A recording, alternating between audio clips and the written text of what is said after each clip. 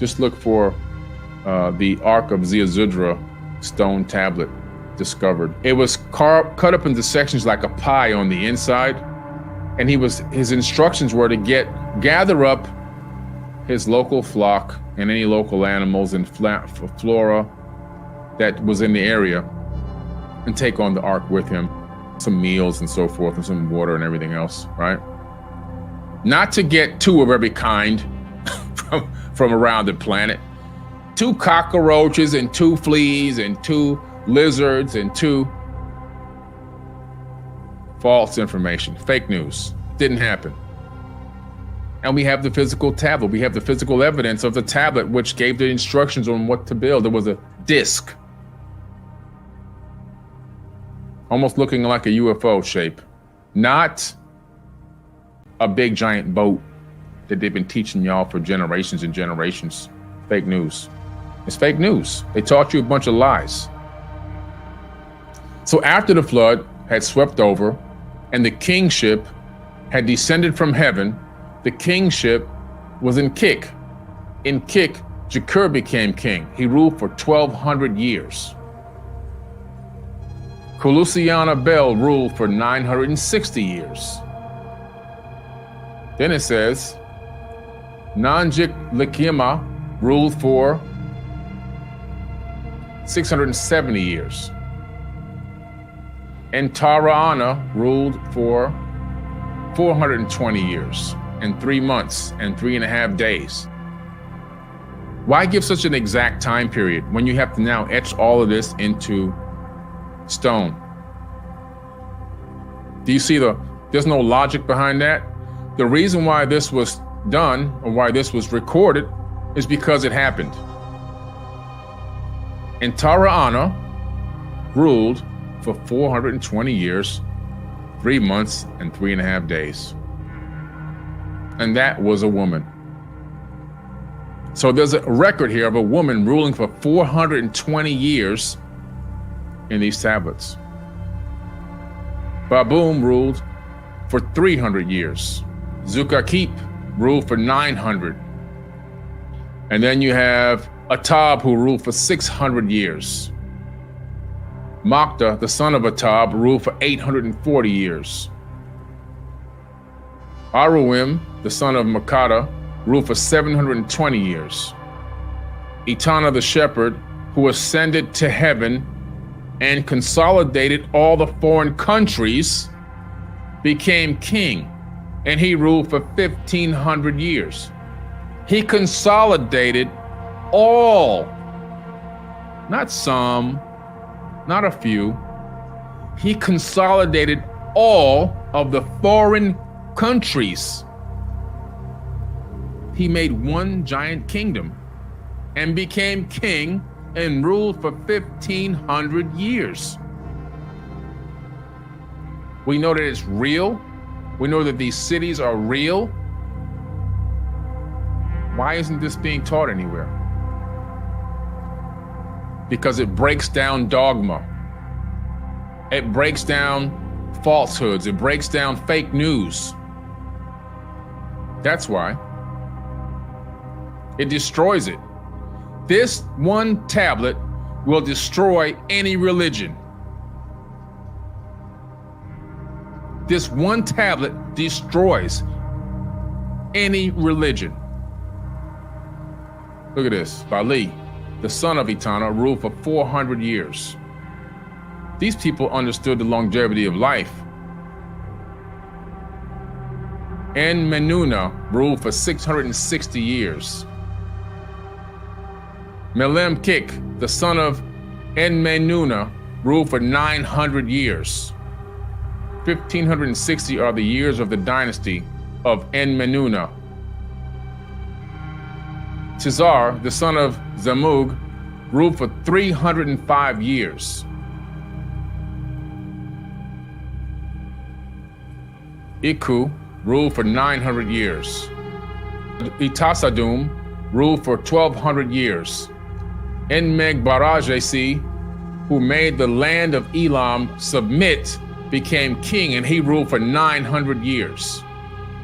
Aga, the son of Enmen-Baresi, ruled for 625 years. 1,525 are the years of the dynasty of Enmeg-Barasi.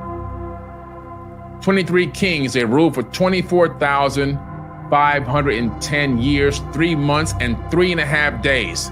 Then Kik was defeated, and the kingship was taken to Iana.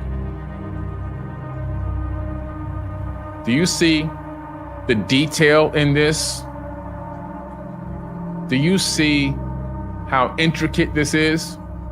How much effort had been put into this information? So this text is really incredible because it's so ancient. And this version of the Sumerian tablets, of this King's List, the Sumerian King's List in this tablet, is copied from even an older tablet. And that previous one was copied from even an older tablet. And that one was copied from even an older tablet. So we're looking at a copy of text that goes back, who knows how many hundreds of thousands of years. You're looking at some of the oldest account in the world of people who came from another place, not from Earth, and created a breakaway civilization, and then began to rule over this planet. It comes down to a point where they begin to give kingship over to humans.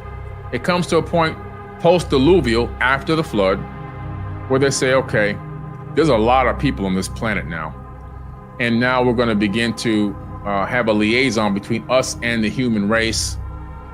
So we're going to have a person, and that go-between is a person that's going to be half human and half Anunnaki.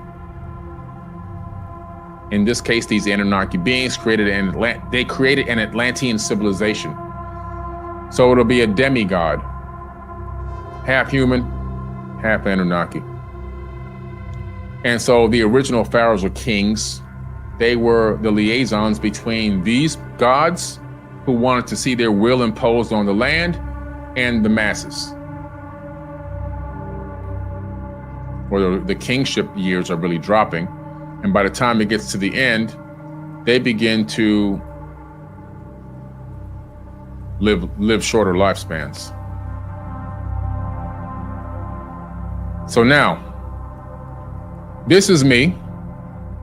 I'm standing inside of the temple of Seti in a hallway that leads towards the temple of Osiris, or the Osirian. And in this incredible, super ancient hallway, on one side is the original Egyptian King's List that's used to make all text based off of Egyptian King's List pretty much in the world. If you're looking at the screen, it would be to your right. If you're facing away from the screen, it would be to the left. On the left side are giant representations of the Nuru, the ancient gods that came to Earth during the time of Zep-Tepi and turned mud into a kingdom. That's what they said there, not me. They said the Nuru came from outside of this earth and they came down to the ground, and after the flood, they turned mud into a kingdom. The Emerald Tablets says the same thing. When they saw the temples, when Thoth saw the temples rising up out of the mud, they decided to go to the land of Kem and rebuild civilization. Same thing, same story, different tablets, different time periods, same story. The Dogon Tribe right now are in Mali, Africa. Now, what's interesting about the Dogon Tribe is they literally were the original inhabitants of pre-dynastic Egypt, or AKA the land of Kemet, okay? They were the people that were inhabiting the land of Kemet, and they were the people that had, and still do, have significant knowledge that has baffled scientists for 4 or 5 decades now since they've learned about them. And so the Dogon Tribe, we can date back to at least 7,200 to 7,300 years that they were already in Kemet before it was called. Long before it was called. Egypt is a fairly new name. It's a Greek name. The land of Kemet. Okay? And so you had Kemet, and later on, Kemet got broken up to Egypt and Nubia, which are still really the same damn place. But the Dogons had a significant knowledge of the universe. And scientists were baffled because some of the knowledge that the Dogon tribe had, modern science hadn't even acquired yet.